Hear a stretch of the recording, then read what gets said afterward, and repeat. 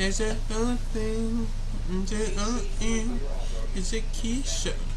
Is it Becky? No, no, no, no, no. After an exhaustive global manhunt, Rex's advanced drones finally locate CHiii and the Immortal.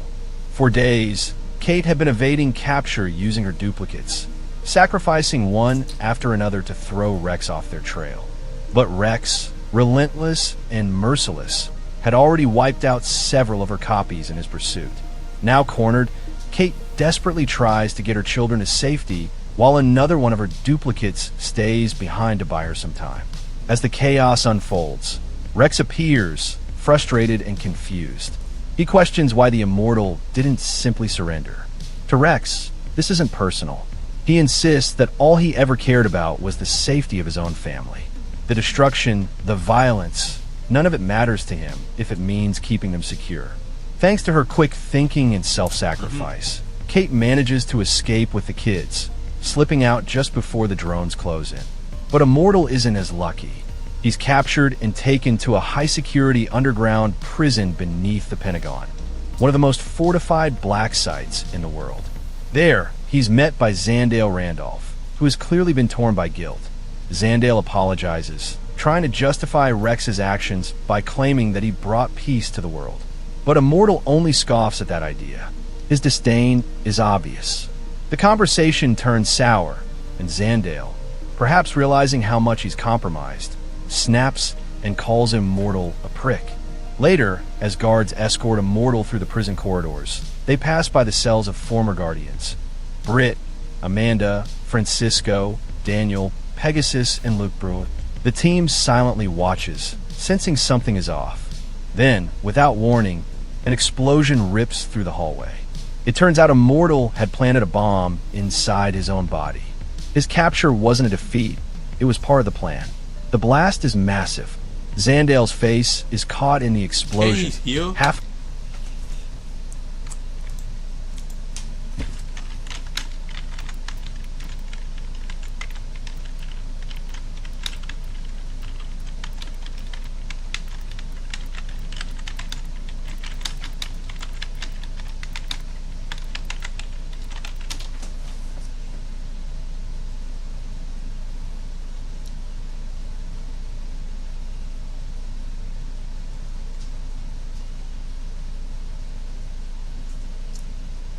in mere minutes, at most within a few days, so technically he could.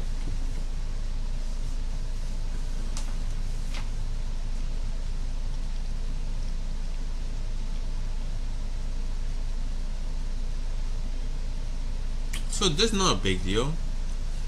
Just a healing factor.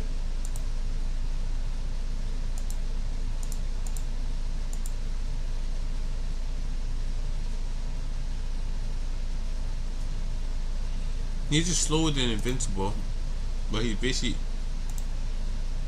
invincible too. Meet 70-year-old. Half of it burned beyond recognition. Amid the chaos, Britt calls the team to action.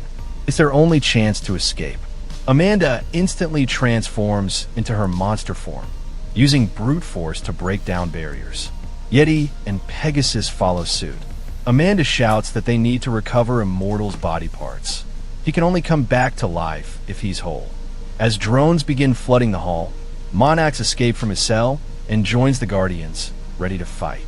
Britt is hit by a drone and stumbles, but Yeti helps him up. Yeah, Britt Outrun, can die too.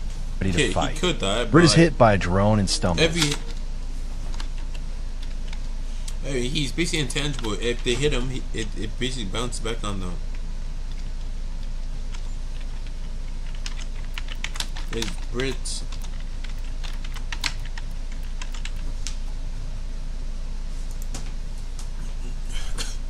Immune to all forms of damage.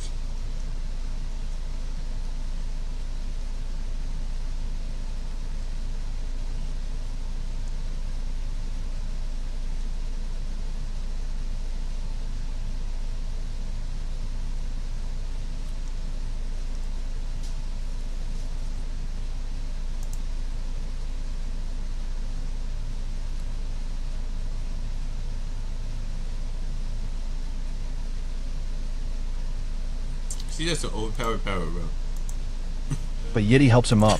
Outrun and Daniel rush to find an exit.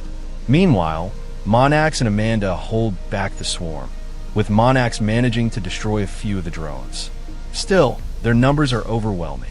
Rex appears on a monitor, arguing that he's only trying to stop them because they're trying to stop him. His logic feels hollow to the team, who are fighting just to survive. At that moment, DA Sinclair steps in.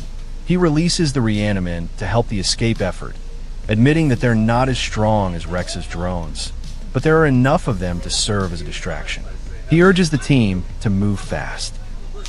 Uh-oh. Could you get him on my cart? This is really heavy. That's why you should never do this. You should have skipped it. Practice starts in 20. Let's get it. T-Mac. Who shaves for practice? My game face doesn't take days off with Gillette Labs. Its green bar releases trapped hairs, so you can get virtually every hair in a single stroke. That's smooth. The best your game can get is Gillette Labs. Amanda grabs Britt and swings him into a cluster of drones to clear a path forward. Still, they're vastly outnumbered. Sinclair comes up with another solution.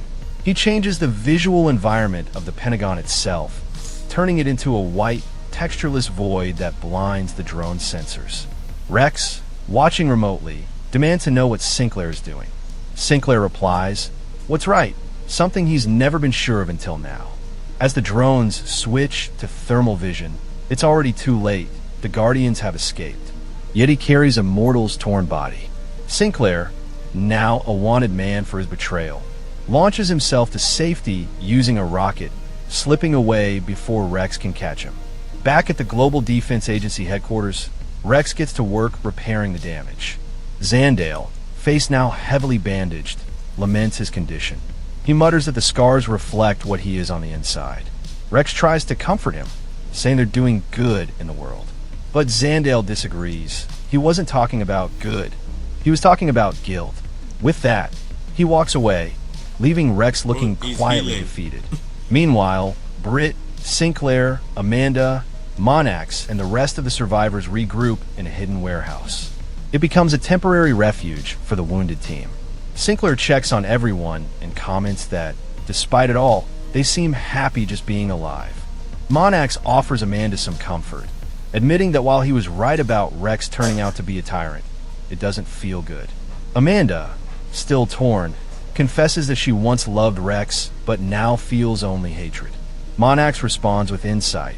He tells her that hatred can twist people, make them do terrible things. But the fact that she still struggles with it, that she still cares about what's right, means she's still a good person. As the group shares a quiet meal, Monax takes the first watch outside, standing guard. The surprise of the night comes when Best Tiger walks in. He had never been captured. This nigga is not even blind, and he's just overpowered. Nigga shoots gun, and he just challenging himself. He can easily open his eyes and just go, hey, was challenging himself, giving himself a harder battle, and he still fucks up everyone. And managed to evade Rex's forces entirely. Everyone is relieved to see him. Outrun notices that Britt looks distant and asks what's wrong. Britt admits something shocking. The world is better now. Under Rex's rule, the economy has improved, crime rates are down, and unemployment is at an all-time low. He says Rex may have done what Cecil Stedman never could. This infuriates Amanda and Kate. How could he say that? After everything Rex has done, Britt doesn't defend Rex's brutality, but he wonders if maybe Cecil wanted something like this all along. He admits the possibility that Rex had to become a monster to bring order to the world, even if it meant sacrificing their friends. Suddenly, a flash of light, the teleporter activates. Rex steps through, appearing in front of the group. It's not an ambush, he's alone. He looks at Britt and asks to talk. Everyone tenses. Best Tiger aims his weapon and warns that if Rex tries anything, he'll end it right there. Rex speaks calmly. He says he knows what he's done. He killed people, he destroyed relationships, but he did it all to secure peace. He says he's sorry for what happened. Amanda lashes out, furious that he dares ask for forgiveness. But Rex doesn't ask for it. Instead, he makes a proposal. Join him again. Help keep the peace, now that it's finally been achieved. To the surprise of many, Britt agrees. Amanda watches in disbelief. Britt, Yeti, Daniel, Francisco, and Pegasus follow Rex into the teleportation portal, all wearing expressions of quiet defeat. They don't look proud, they look broken. Amanda mutters, "Jesus," trying to make sense of it. Daniel, staying behind, offers a final comment. The world is at peace now. If they fight Rex, they'll be doing it for revenge, not justice. Rex gives them one last warning. He tells those who stay behind that they are free to live their lives. He won't pursue them unless they attack first. And when that time comes, he believes they'll understand. Maybe even join him. As the portal closes, the remaining rebels, Amanda, Immortal, Kate, Best Tiger, Sinclair, Outrun, and Monax, stand together. And that's the story, folks. Please, leave your thoughts below, and don't forget to like and subscribe for more videos like this one. See you next time. She's so entertaining, don't know what to say, but good, outrageous, don't know what to say, don't know what to say, I'ma do it, I'll be in this fuck. Came at the perfect time, don't even know what to say, I'm in the perfect rhyme, you really put a stick in, give me the perfect side, don't know what to do, I'ma do it, I sit inside, you put it in the hot water, do it like second time, put it in your mouth like Colgate, that's enough. Don't know what to say, I'ma do it in the lesson time. Doing hot, do it again. So Monsieur the Void, I really need another one. I need a whole sword. Look at this, yo. I caught the 70-year-old grandpa trying to meet up with a minor. Old Rodney. He may seem like your typical friendly senior citizen on the outside, but on the inside. Okay, no, I'm not watching this. I'll watch this tomorrow. A minor, he really tryna meet up with a minor. I don't know what to say, it's the time. Everybody knows what you wanna say. Everybody knows it's okay. Don't even know what to say. Don't know what to do. Okay. The time DC made Plastic Man gross in the most disgusting way. In this story, Harley Quinn gets cursed with uncontrollable farting. Desperate for help, she turns to Justice League hero Plastic Man. He decides to help her by transforming himself into a fart-proof suit that she can wear, but things get even weirder from there. Harley explains her farting problem to Plastic Man, and he becomes her containment suit. The suit still looks like Plastic Man's usual outfit, a tight, stretchy spandex in red, black, and gold colors, and honestly, it's something Harley might wear anyway. But here's where it gets really strange. Plastic Man's face is positioned exactly where Harley's butt is, right where all the gas is coming from. Every time Harley farts, the suit inflates, making her look like a big balloon. Still, the suit is doing its job by trapping the smell. The most disgusting part comes when Plastic Man decides to let the gas out through his own nostrils. He even takes a sniff and casually says, pickle pizza ain't bad. That means he literally smelled Harley's farts, and liked it. The time DC made Plastic Man gross in the most disgusting.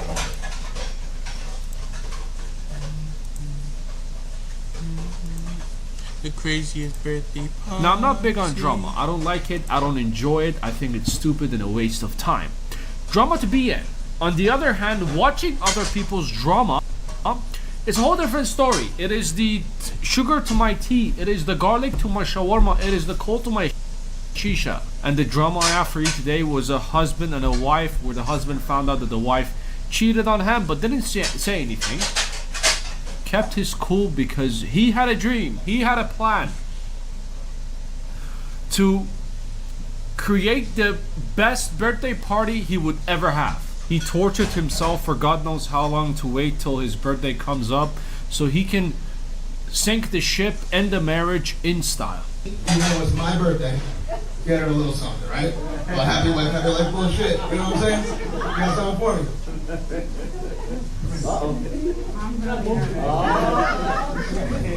What's going on? don't know what's going on. I was trying to be nice. I tried to Nah.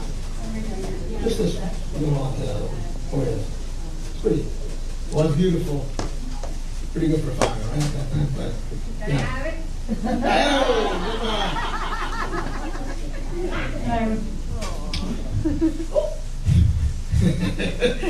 Yeah.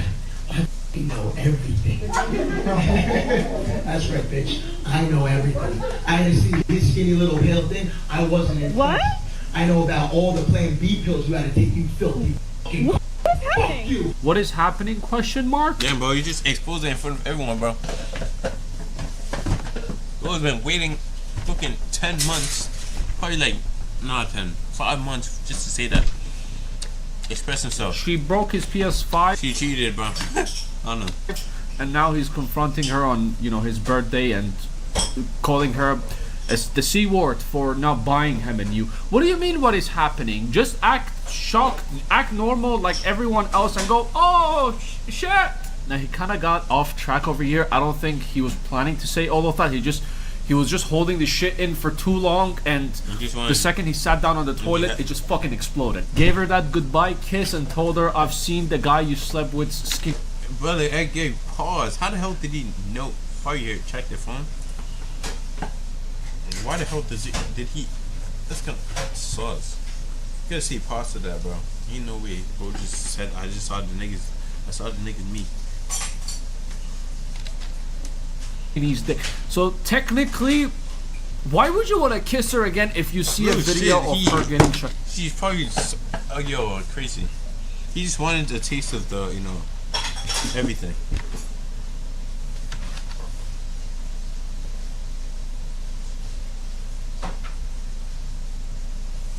Like a bomb or giving, the sloppy tornado. He didn't hold anything back. He put both legs down, hands on the knees, and fully shat everything down. You, donkey, you chill on me. I've seen the video. I know everything. I've seen his small, skinny cucumba, and I'm not impressed. I don't think you should be impressed, because he's a guy, pause. You know, he was 100% 50-50 about this when he was practicing this in the mirror every single day till the day his birthday came. But he was 50-50 about it. He didn't know if he should say it or not, but the second he sat down on that toilet seat, shut up, it just came out. I know, bitch. That's right. I know everything. Don't act like you don't know. I hate you. I never hated anyone like that. I hate you. I hate what you did to me, the betrayal. I hate what you did to my children. Is that his sister coming up? Is that his sister? Probably. But like, why the hell did he do that? He could have just talked to her. Like, maybe. Why did he do it like that? He just wanted to humiliate her. Like, he could have just, talked to her in person. Actually, nah. Yeah, somewhat. And just broken it off like that, bro. You know exactly who it was. Bitch, don't make me fucking sorry. I know everything. I don't know. Everything. Uncle Benny. I hear what you did to my children. The life you stole from them. You want me to show them? I'll show them everything. You sure you want that? Oh shit, nigga. Yo, he probably saved the video on his phone. He probably saved the video on his phone. You want me to show them? It's crazy. Me to show them? It's crazy. He probably saved the video on his phone.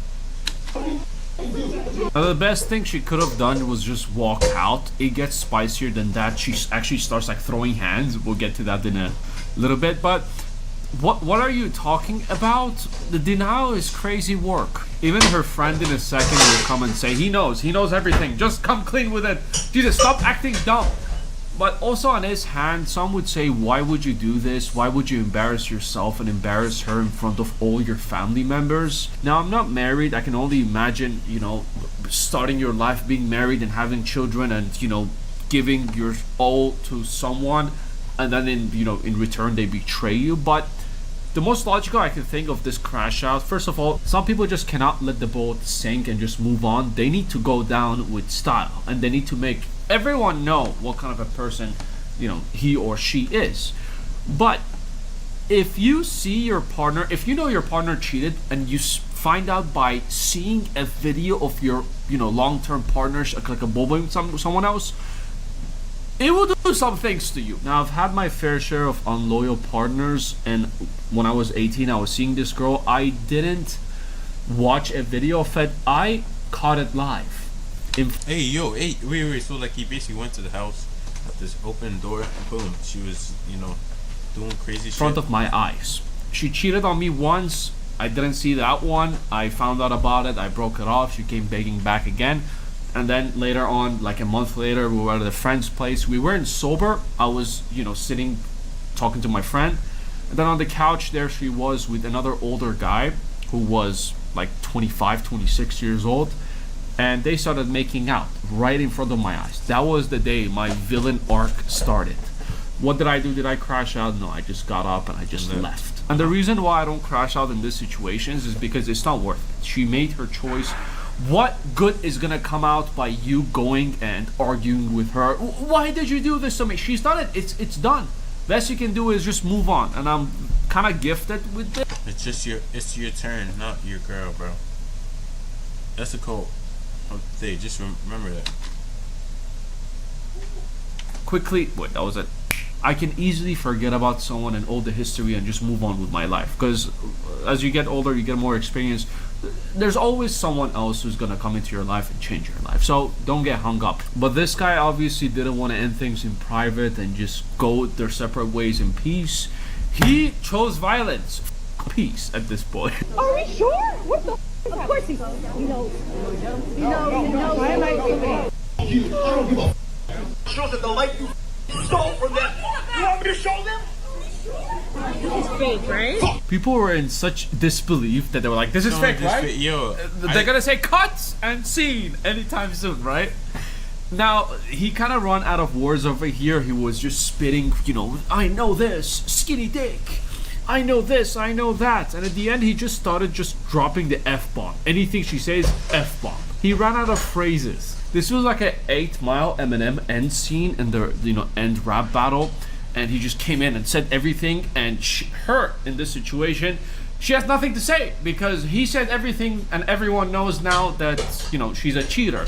So this is the part she starts throwing hands. Hey, listen, whatever you hear, still backs this piece of shit after all that. Get the f*** out. This is my goddamn part. Play that. Right. So he exposed it, and she just starts attacking him, bro. What the other?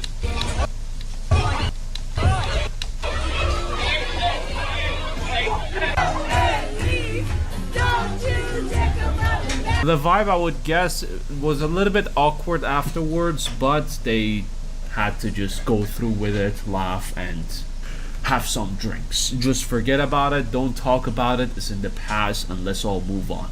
I'm sure that's not how he wanted to go down, or maybe it was. I don't know what speech he wrote, and he kind of maybe forgot what he wanted to say towards the end. He was just saying, F you, fuck you, fuck you. He was just dropping the F-bomb. Now, this has to be one of the craziest birthday parties I've seen, and just wanted to share that with you as well. Anyways, you take it easy. I'll see you then. Now, I'm not big on drum. That's honestly entertaining, bro. You see again? Guy started dancing after the whole thing happened. Yo.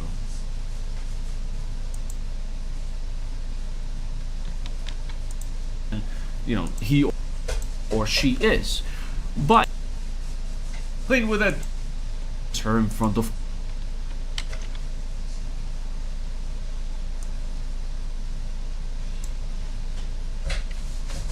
Don't you leave. Fuck my head.